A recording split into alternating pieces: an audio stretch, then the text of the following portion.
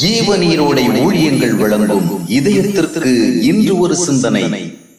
இரண்டு நிலையிலும் வாழ்க்கையில் வசதிகள் பெருகும்போது மனிதன் தன் வாழ்க்கையை மிகவும் எளிதாக்கி கொள்ள விரும்புகின்றான். தன் உடலுக்கு எந்த வருத்தமும் கொடுக்காமல் மிகவும் சுகமாக வாழ்வதே அவன் உயர்ந்த வாழ்வு என்று நினைக்கிறான். சாலமோன் ராஜா அந்த விதமாகவே வாழ்ந்தான். தன் உடலுக்கும் உள்ளத்திற்கும் எவ்வளவு சுகத்தை கொடுக்க முடியுமோ அவ்வளையும் கொடுத்து பார்த்தான். ஆனாலும் அவன் எல்லாம் மாயை மாயை என்று சோர்ந்து போய் புலம்புகின்ற ஒரு மனிதனாகவே மாறினான். சுகமான வாழ்க்கை கிடைத்தால் அனுபவிப்பதில் தவறில்லை. ஆனாலும் வாழ்க்கையின் மேடு பள்ளங்களில் வாழ பக்குவப்பட்டவனாக விளங்கினால் மட்டுமே அவன் வெற்றியுள்ள மனிதனாக நிற்க முடியும். உங்களுக்கு வசதிகள் இருந்தாலும் உடலுக்கு கொஞ்சம் மருத்துவத்தை கொடுத்து பழகிக் கொள்ள வேண்டும். வேலைக்காரர்கள் ஏராளம் இருந்தாலும் உங்கள் உடலுக்கும் உரிய வேலையை கொடுக்க வேண்டும். சுவைமிக்க உணவுகளை மட்டுமல்ல, சுவையற்ற உணவுகளையும் மனநிறைவுடன் சாப்பிட்டு பழக வேண்டும். பல வாகனங்கள் சொகுசான சவாரிக்கு இருந்தாலும் இறைவன் கொடுத்த கால்களை கொண்டு கொஞ்ச தூரம் நடக்கும் அனுபவம் வேண்டும். உண்பதற்கு குறைவற்ற நிலையில் இருந்தாலும்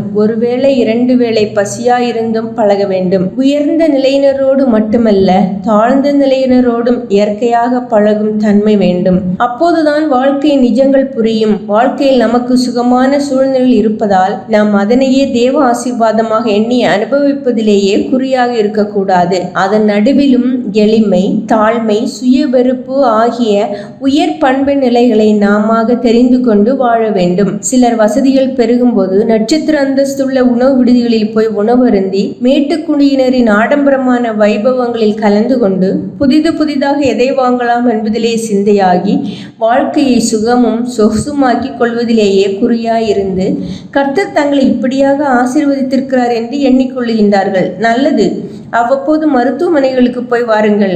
ஒருவேளை உணவுக்கும் உடைக்கும் ஜனங்கள் படாத பாடுபடும் சூழ்நிலைகளையும் கவனியுங்கள். மனித வாழ்க்கையின் துயர ஓசைகளுக்கும் கொஞ்சம் செவி கொடுங்கள். அப்பொழுதுதான் வாழ்க்கையின் யதார்த்தங்கள் புரியும். சிந்தனைக்கு: நன்மையை தேடி சென்று செய்ய கற்றுக்கொள், இல்லையில் தீயவை உன்னை தேடி வந்து பற்றி கொள்ளும். நன்மையை தேடி சென்று செய்ய கற்றுக்கொள், இல்லையில் தீயவை உன்னை தேடி வந்து பற்றி கொள்ளும்.